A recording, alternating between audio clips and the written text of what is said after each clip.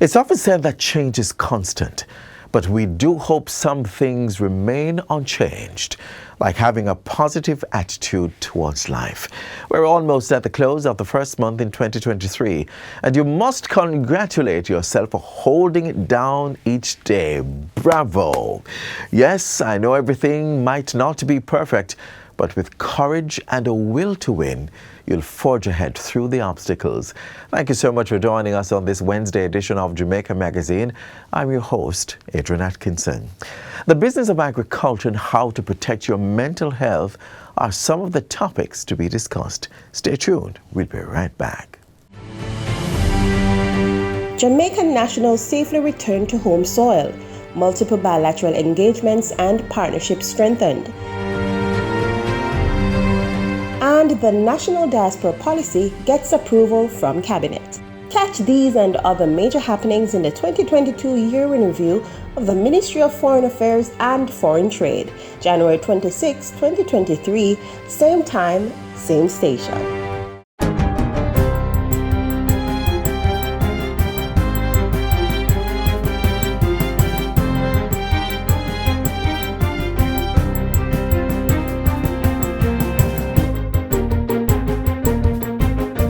Good day, I'm Theodore Henry, and this is your JIS News for Wednesday, January 25, 2023. Jamaica has diversified its logistics offerings with the launch of a $37 million ship repair facility along the Sir Florizel Glasspool stretch of the Kingston Harbour. The German Ship Repair Jamaica GSRJ Shipyard project is a partnership with co-financer Sagicor Group and other local entities. Completion is expected by October this year. The project also has three major foreign shipping industry partners, Harren and Partners Limited and Kloska Group, both from Germany, as well as Hatsan Shipyard from Turkey. The first phase includes a floating dry dock, steel fabrication, and engine workshops. During Tuesday's launch ceremony, Prime Minister Andrew Holness hailed the project as a significant investment, poised to bring more economic growth and job creation to the country. With the investments that are being made in improving Kingston as a logistics hub, we are certain that we have now closed one of the major gaps that has existed, and that more ships that are passing through the region will be inclined to come to Jamaica. Stakeholders of the project are expressing great expectations. This is a big deal for Jamaica, and we want Kingston to have the leading ship repair and servicing port in the Caribbean. It is something that will attract new business, new shipping lines coming to Jamaica to be able to do the work that they so badly need in this territory. The repair shipyard will provide mechanical, electrical, electronic, and hydraulic services. The facility is expected to draw customers from the 3,000 commercial vessels that visit Jamaica's ports annually. Prime Minister Andrew Holness is seeking to clear the air on his standing with money management firm Stocks and Securities Limited, SSL. In a statement from the Office of the Prime Minister, Mr. Holness says he holds no funds with SSL and has not done business with the firm since September 2021, when his accounts were liquidated and closed upon his instructions. The Prime Minister also declared that he nor any family member of his have ever borrowed or received any form of credit facility from SSL. Acknowledging that current allegations of fraud at SSL have drawn international attention to Jamaica's financial sector, Mr. Holness says the public must be assured that the political class has no conflict of interest that would prevent, delay, or dilute efforts to ensure that the truth of the allegations is uncovered, those responsible are held to account, and the victims receive justice. Addressing the matter at a recent function, the Prime Minister urged the public to seek verified information before forming opinions, especially regarding financial matters. The fundamentals of information literacy requires that you check sources, that you verify against sources that are credible before you allow it to form your opinion. Legislation will soon be tabled in Parliament to increase the mandatory minimum sentence for murder from 15 to 45 years. In a statement to the House of Representatives on Tuesday, Justice Minister Delroy Chuck said amendments would be made to Section 3 of the Offences Against the Person Act to reflect the changes. The changes include increasing the mandatory minimum sentence persons must serve before being eligible for parole to 50 years for capital murder. For non-capital murder, it is now 40 years for persons given a life sentence and 35 years where a term of years was given. The Justice Minister says this is necessary to treat with the soaring crime rate that is negatively impacting the country. It is also to ensure that the applicable penalties match the severity of the crime. A clear and unmistakable message must be sent to potential killers that their wanton and heartless act will be met with disgust, repugnance, and a lengthy period of incarceration. Having taken a life, Madam Speaker, the offender cannot and should not be allowed to enjoy the remainder or most of the remainder of his life freely and unburdened. In 2022, Jamaica recorded 1,498 murders, a 2% increase from the previous year. The reputational damage resulting from its abnormality, high rates of intentional homicides, and by extension, the impact on the country's GDP, the debilitating strain placed on the Jamaican populace from the daily loss of life by violent means necessitated and the penalties imposed be especially punitive. Minister Chuck says a bill will be laid in the House of Representatives in short order, reflecting government's position on the appropriate penalties to be applied to the offence of murder. In other news, maternal service delivery at the Noel Holmes Hospital in Lucy, Hanover has been improved through the donation of equipment used to monitor pregnancy as part of routine prenatal care. A cardiotocograph machine was presented last Friday by Northwell Health, a non-profit healthcare provider out of the United States. With this donation, the hospital now has 3 machines to monitor mothers in labor and allow doctors to make clinical decisions for safer deliveries. Right now, we have enough equipment to reduce what we call harm to babies, what we call morbidity and even mortality death. And of course, having more is always good, because if one machine goes down or needs some maintenance, then we have another one to rely on. It gives me great pride and pleasure to represent the workforce and Northwell Health in handing over such a very important piece of equipment that is well needed in the community for safe deliveries, and just to make sure our expectant mothers and babies are healthy. Students and residents of the Rock River and Mucka communities in Clarendon now have access to free internet from the recent installation of Wi-Fi hotspots. The Wi-Fi hotspots were installed by the Universal Service Fund. At the commissioning, Member of Parliament for the North Central Clarendon constituency, Robert Morgan, said the internet access would aid a wide cross-section of businesses and individuals. Students who are coming from Lennon and Mucka Primary, when they pass in Mucka Square, they can get the same benefit. Rock River here, we have Rock River Primary, Rock River Basic School, and we have a lot of businesses and small business people here who do not have funds to access the internet consistently, and this will help them.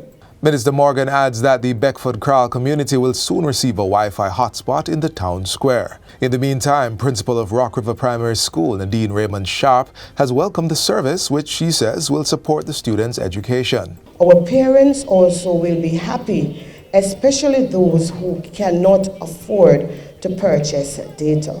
They can now come into the town center to utilize the internet. And finally, the Rural Agricultural Development Authority, RADA, will begin a series of internal resensitization sessions with staff members next month to ensure full compliance with ISO standards. The agency received its ISO 9001-2015 Quality Management System certification in December 2022.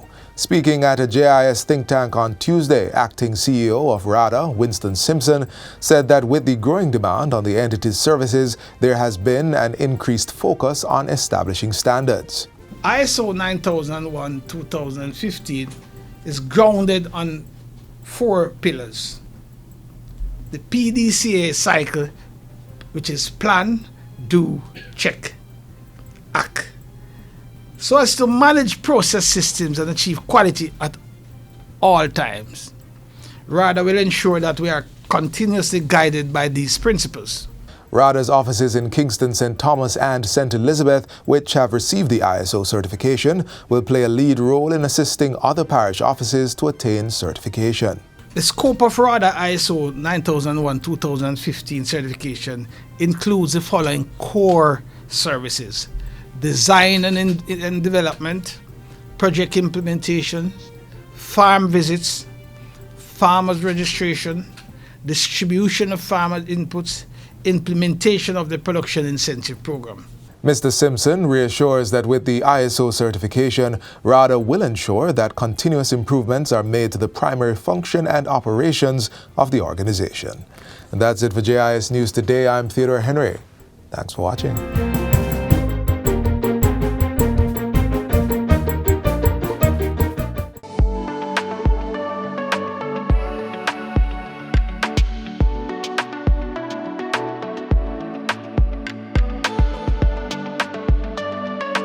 Looking for that next science project, one that will make a lasting impact, and one that's also economically beneficial? Look no further than the National School Tree Planting Competition. We're calling on all schools from early childhood right up to the tertiary level to sign up for this worthy cause. The school that plants the most fruit or ornamental trees will get $300,000. Visit the Forestry Department's website to submit your entries for a chance to win awesome cash prizes and awards. Don't forget to download the 876 Trees app and see the progress of each tree planted. Get those green thumbs working and let the planting begin. Entries close on February 28, 2023.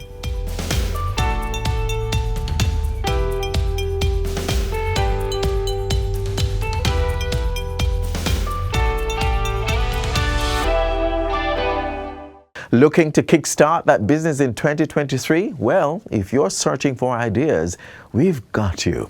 In this next feature, we look at one area that is calling for expansion as the government looks to safeguard the nation's food security and spur economic growth.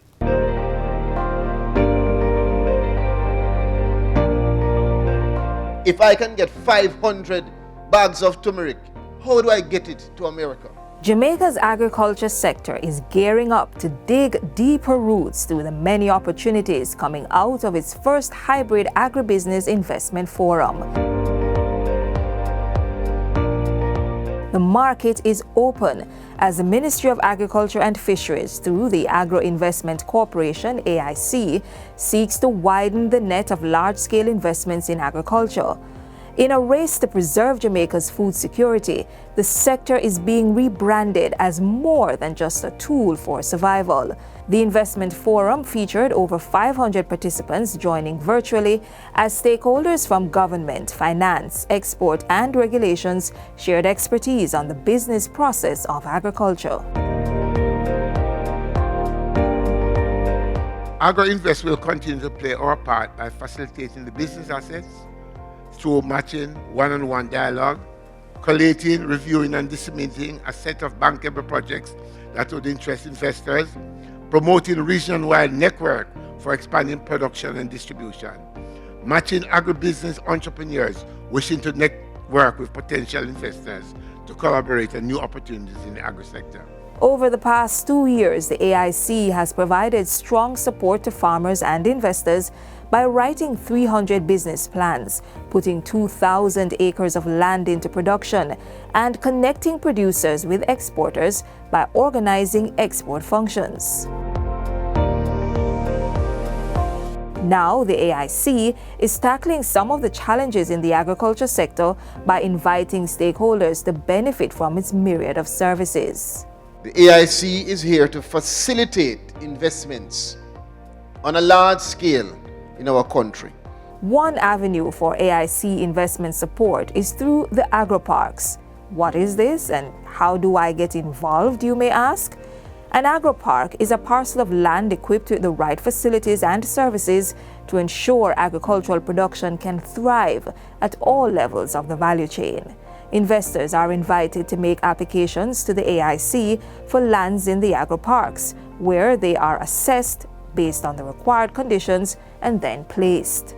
We want to dive into the reality of the several hundreds of acres that our rural women network wants us to tap into, so that we can say to Jamaica that there's no longer idle land.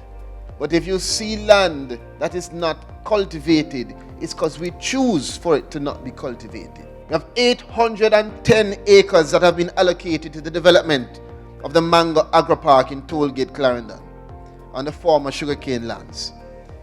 We are managing the process, and we have attracted over 50 investors and placed already 14 of the 50.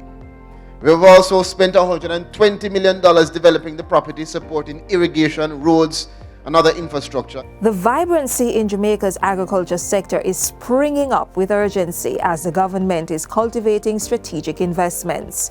8 agro-parks and 9 agricultural production zones is just the start. In the last 2 years, the AIC has increased the acreage of lands in production from 2,786 to 5,300 acres, with more than 500 farmers engaged.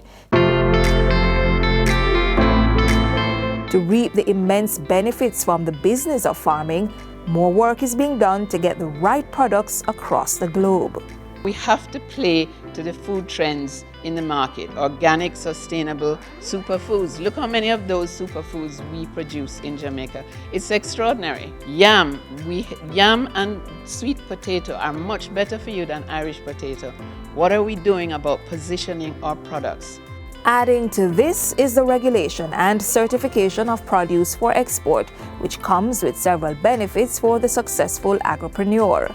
We have several bilateral agreements from the regulatory standpoint that already exist, which means we have ready markets for you based on these agreements. And so quite often you don't really need to do much, just have your facilities ready as well as the produce. It's the composite of putting the business into farming and budding more interest in the sector among the youth. But not just farming where you have straw hat and boots.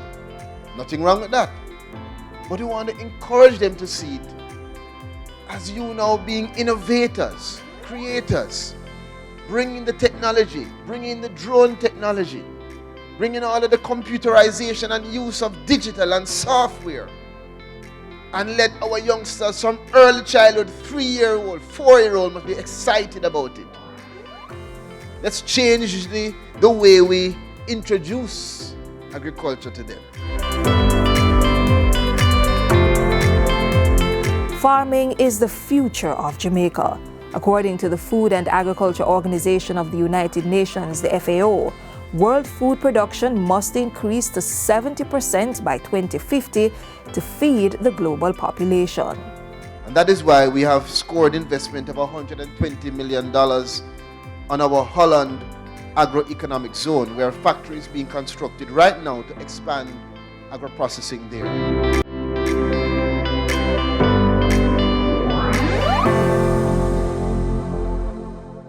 Effective customer service is important in all government entities that provide services to the public. The most basic customer interaction can affect an organization's reputation and their customer relationships. Here are 7 elements of service excellence that will improve your service delivery. Timeliness and effectiveness. Service providers must provide prompt and accurate service in a timely manner. Effective communication. Appropriate channels should be provided to make information readily accessible and collect customer feedback. Proficiency and competency.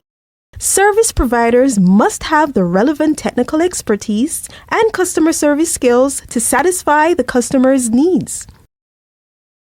Responsiveness. Service providers must be quick to adapt and adopt changes to improve service to customers. customer and people-centric. Service providers must identify and respond to the needs of their customers, whether through technological or environmental changes. Professionalism. The acceptable behaviors and attitudes that form the culture of the organization should include respect and courtesy to all customers. Service standards. Government-wide standards should be developed by the public sector and applied to each ministry, department, or agency for which the organization should be held accountable. All government entities should use the Service Excellence Policy to guide service delivery and establish a culture of service excellence in the public sector. To access the Service Excellence Policy, please visit the Public Sector Modernization Division's website today. Did you know that food plays a critical role in good mental health? Yes. Research shows that having a balanced diet improves mood and aids with concentration and focus. Learn more tips and techniques in this next feature. Good health, especially our mental health, is an important factor to achieving success. And so, taking care of our body, particularly our brain, which regulates how we function, is key. It's how we think, it's how we feel, it's how we navigate and how we connect with each other and how we function, right? And when we're mentally well, it means that we can grow, it means that we can flourish, it means that we can achieve the goals that we've set out to achieve. Mental wellness is one of the 4 dimensions of health, the others being the spiritual, physical, and the social. They all feed into achieving stability. We talk about in terms of mental healthness, it's feeling balanced, right? It's being able to think and it's being able to function well. The fact is, the ebbs and flow of life are normal, and so understanding and applying coping methods is paramount. It is said that this is the foundation on which character is made. So ask for help when needed, maintain positive relationships, and take control of the situation. More later. The COVID-19 pandemic has created challenges within the mental realm for many persons, and the Ministry of Health and Wellness, having assessed the impact, has crafted a national program of response. So this program is intended on bringing the experts together and to just help us to readjust back to the normal life that we used to, because COVID has been devastating on us. Some people call it mental health, we call it mental wellness.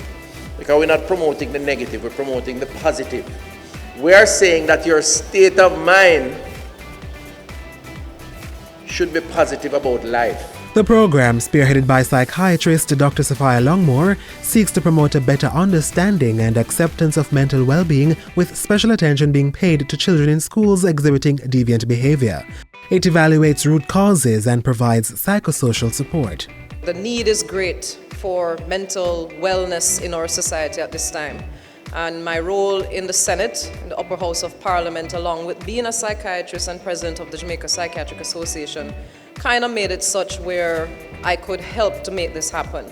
So this is a collaboration between the Ministry of Health and Wellness, the Ministry of Education and Youth, the Jamaica Psychiatric Association, and the Jamaica Psychological Association. It's a national program that we're doing, but we are starting with where we think the need and the impact is greatest at this time. Our youth have been negatively impacted by COVID-19, with some reporting to be overly stressed from the lack of face-to-face interaction and tactile in-classroom learning experience for over 2 years. Having to adjust when the call came in for in-person sessions has added to mental angst. It is okay that you did forget some of the study techniques. What we have to do now is to learn to re-engage. Learn now to live as a young person again. To enjoy your education experience. Enjoy your friends. Enjoy your classroom setting and your teacher. And don't make anything bother you so much that you sit down by yourself in loneliness, fear, and anxiety. We're saying that no matter how you feel depressed, or lonely, or anxious, or uncertain, no matter how much the work is giving you trouble, or your circumstances at home may be a little problematic, we're saying that we are here for you. There's someone you can come talk to, And there are ways to overcome all of that.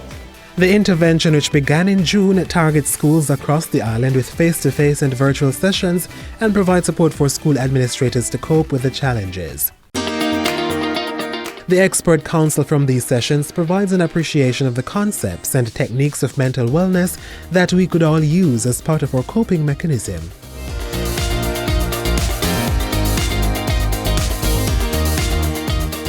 When we speak about mental health, right, how do we ensure as young people that our mental health is appropriately addressed? Well, one, it's important for us to identify what makes us happy, what's our strengths, and also to identify what's our sources of stress. So for example, if you know there's a particular friend group, right, that brings you joy, that brings you happiness, so guess what? Know your tribe. Know your group that feeds you and feeds your energy. If there's another group or an environment that every time you go there you feel nervous, you feel anxious, you don't want to be there, identify your source of stress and stressors. So if you know that, what do you do then? If you know there's a group or an environment that's not really sitting with your soul and your spirit, distance yourself because you don't need that, right?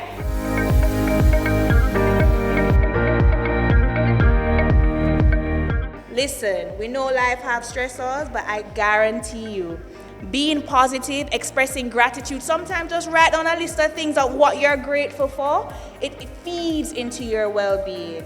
It feeds into how you see the world and how you navigate your challenges.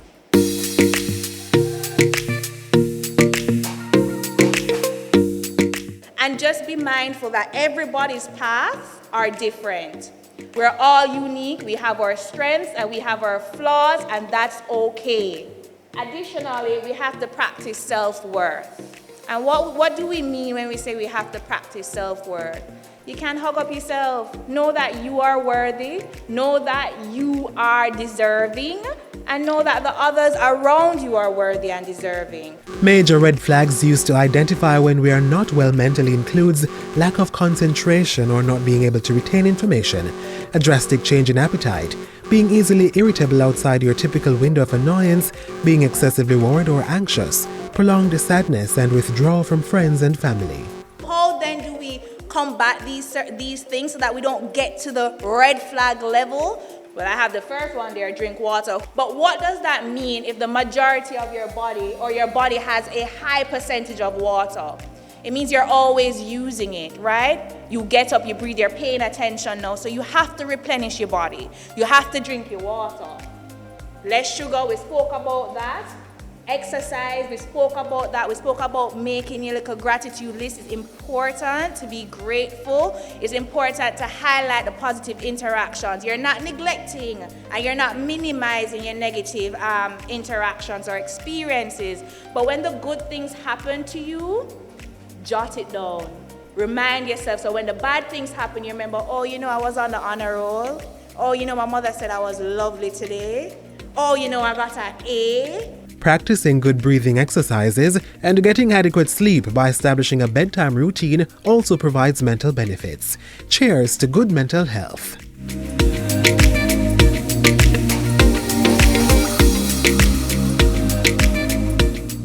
As we draw the curtains down on today's episode of Jamaica Magazine, we leave you with these words to live by, courtesy of Greek philosopher Aristotle. We are what we repeatedly do. Excellence, then, is not an act, but a habit. That's where we leave you today. Be sure to join us again tomorrow for another informative edition of Jamaica Magazine. Catch the latest updates and find more content like this on our website, jis.gov.jm. You can also send us your feedback on today's show or any of our programs via email, jamaicamagazine@jis.gov.jm. On behalf of the entire production team here at the JIS, I'm Adrian Atkinson. One love.